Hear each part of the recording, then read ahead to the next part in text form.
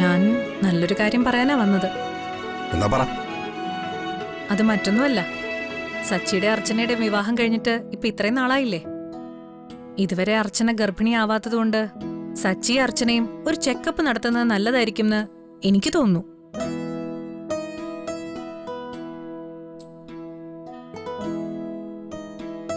മറ്റെങ്ങും പോണ്ടല്ലോ, സന്ധ്യയുടെ ഹോസ്പിറ്റലിൽ തന്നെ ഒരു ചെക്കപ്പ് നടത്തേണ്ട കാര്യമല്ലേ ഉള്ളൂ. ഇന്ന് എന്റെ ഭാര്യ പറയുന്ന രണ്ടാമത്തെ ഗുണമുള്ള കാര്യം. സച്ചി, അത് നല്ലതാ. നിങ്ങൾ രണ്ടുപേരും കൂടി ഒരു ദിവസം ഹോസ്പിറ്റലിൽ പോ.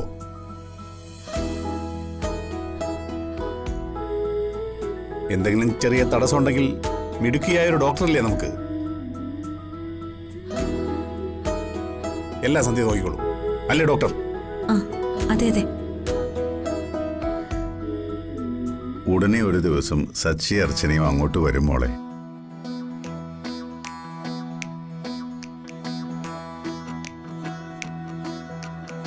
എന്നാ ഞാൻ ഇറങ്ങട്ടെ അച്ഛാ, പേഷ്യൻസ് വെയിറ്റിംഗ്. ശരി ശരി.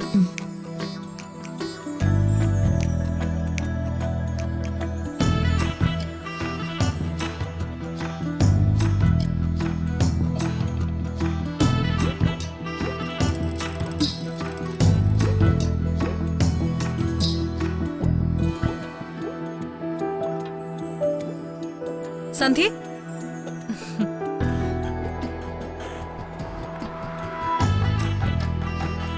അർച്ചന ഗർഭിണിയല്ലാത്തതിന് അവരൊക്കെ വിഷമിക്കുന്നത് മനസ്സിലാക്കാം.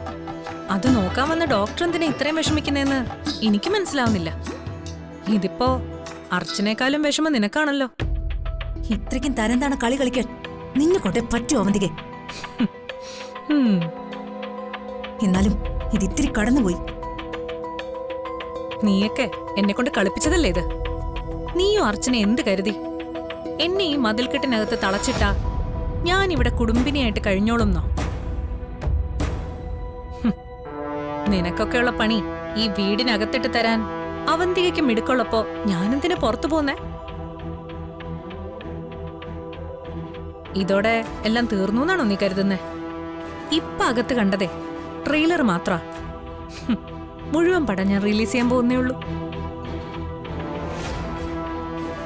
അത് കഴിയുമ്പോ നെല്ലിശ്ശേരി വീടിനകം ഒരു മരണ വീട് പോലെയാവും.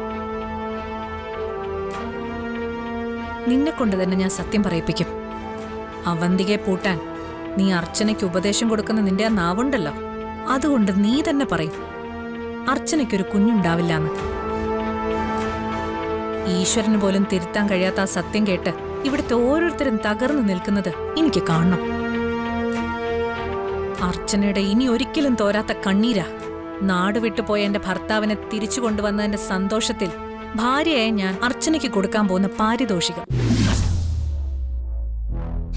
നിനക്കുള്ളത് വഴിയേ പണി ഞാൻ തരുന്നുണ്ട് സന്ധ്യ ഡോക്ടറെ.